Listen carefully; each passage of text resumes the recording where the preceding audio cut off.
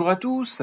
Bien écoutez, avant le début du week-end qui s'annonce demain vendredi, je vous propose une mise à jour du classement que j'ai un petit peu simplifié parce que c'était un petit peu compliqué à suivre pour moi. Allez, je vous explique tout ça. Vous allez voir qu'il y a du changement. Donc, pour ce classement au 8 avril, j'ai modifié la façon de présenter le classement. Tout simplement, en toute transparence avec vous, c'est parce que suivre un peu les énigmes les énigmes qui ont été résolues par les joueurs, il y a beaucoup de joueurs, c'est très difficile et je pourrais me tromper. Donc j'ai préféré griser, vous le voyez, les colonnes du Falcon et de l'Airbus parce que je veux pas faire d'erreur, quoi, hein. En revanche, j'ai maintenu la première colonne, qui est la colonne de l'énigme de l'ordre, l'énigme d'Emmett Brown, et vous voyez qu'il y a deux chasseurs qui ont décodé la fameuse énigme de l'ordre cette semaine.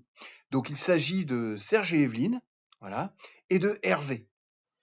Et donc vous voyez, hein, cette énigme, elle pose beaucoup de difficultés à beaucoup de personnes, mais vous voyez qu'elle est tout à fait décodable.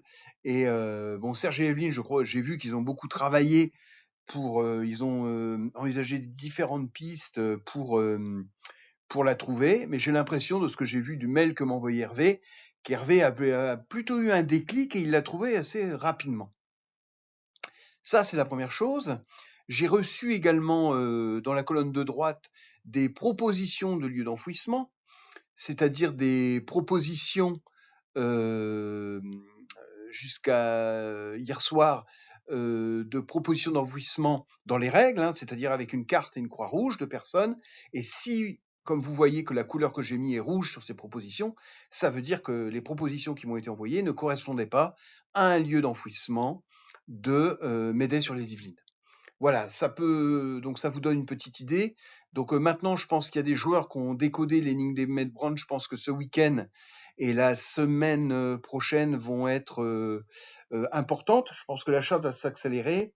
Et pour le prochain classement, la semaine prochaine, ce que je ferai, c'est que je reviendrai à un classement plus classique dans lequel je crois que je mettrai uniquement les énigmes complètement résolues, c'est-à-dire les énigmes qui aboutissent à des lieux, et je ne raisonnerai plus en termes de pourcentage d'indices résolus dans les Yvelines, c'est beaucoup trop compliqué. Voilà, je vous souhaite un bon week-end, et puis je vous dis à très très bientôt.